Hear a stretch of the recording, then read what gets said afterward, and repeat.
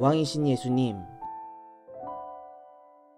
예수님께서 이 말씀을 하시고 앞장서서 예루살렘을 향해 올라가셨습니다. 올리브산 근처에 있는 벳바게와 베다니에 이르렀을 때였습니다. 예수님께서 두 제자를 보내셨습니다. 그리고 말씀하셨습니다. 맞은편 마을로 가거라. 그곳에 들어가면 아무도 타보지 않은 나귀 새끼 한 마리가 매어 있는 것을 볼 것이다. 그것을 풀어 이리 끌고 오너라. 만일 누가 왜 나귀를 푸시오 하고 묻거든 주님께서 필요하시답니다 라고 말하여라. 보냄을 받은 제자들이 가보니 예수님께서 말씀하신 대로 나귀 새끼를 발견했습니다. 그들이 나귀 새끼를 풀자 주인이 그들에게 물었습니다. 왜 나귀 새끼를 푸시오? 제자들이 대답했습니다. 주님께서 필요하시답니다. 제자들이 나귀를 예수님께 끌고 와서 자기들의 겉옷을 벗어 나귀의 등에 펴고 예수님을 태웠습니다. 주님께서 가실 때에 사람들이 겉옷을 벗어 길에 펼쳤습니다. 예수님께서 올리브산 비탈길 가까이 오셨을 때 모든 제자들이 기뻐하며 큰 소리로 하나님을 찬양하였습니다. 그것은 이들이 여러 가지 기적을 목격했기 때문입니다. 주님의 이름으로 오시는 왕에게 복이 있다. 하늘에는 평화, 가장 높은 곳에는 영광. 그러자 사람들 사이에 있던 몇몇 바리새파 사람들이 예수님께 말했습니다. 선생님, 제자들을 꾸짖으십시오. 예수님께서 대답하셨습니다. 내가 너희에게 말한다. 이 사람들이 잠잠하면 돌들이 소리를 지를 것이다.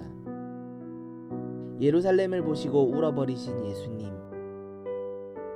예수님께서 예루살렘에 가까이 오셔서 그 도시를 바라보시고 눈물을 흘리셨습니다.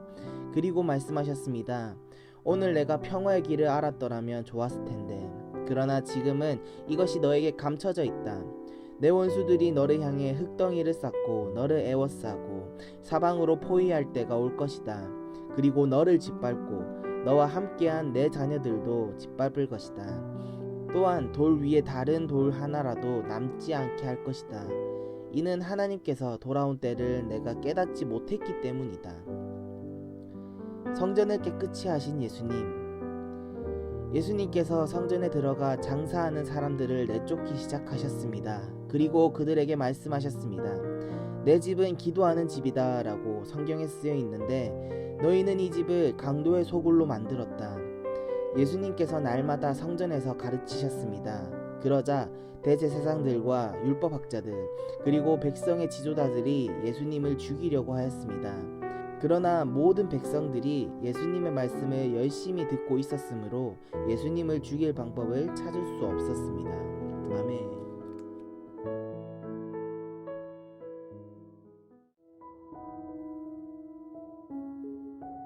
예수님이 앞장서서 예루살렘으로 향하십니다.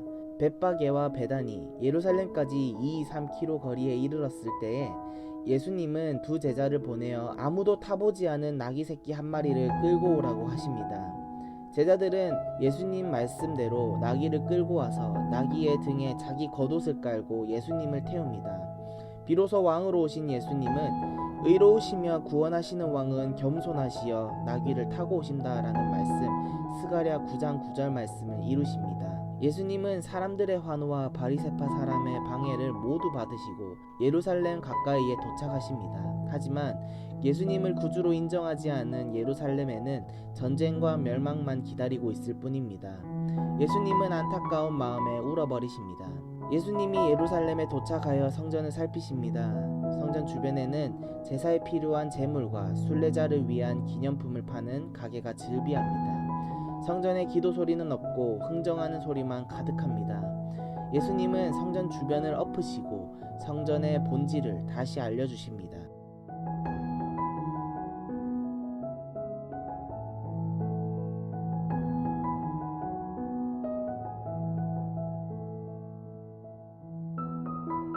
예수님은 모든 말씀을 이루기 위해 앞장서시는 분입니다. 나귀 새끼를 타고 예루살렘으로 입성하는 것 또한 약속의 말씀을 이루기 위함이었습니다. 나는 약속의 말씀을 지키는 예수님과 얼마나 닮았나요? 작은 일부터 큰 일을 결정하기까지 하나님의 말씀이 그 중심에 서 있나요?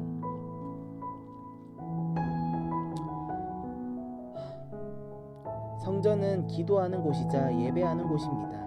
하나님을 만나고 하나님을 만나고 공동체가 회복되는 장소입니다.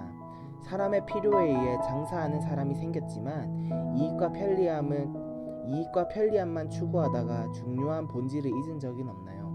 하나님 앞에서 깨끗이 치워야 할 모습과 회복되어야 할 모습은 무엇일까요?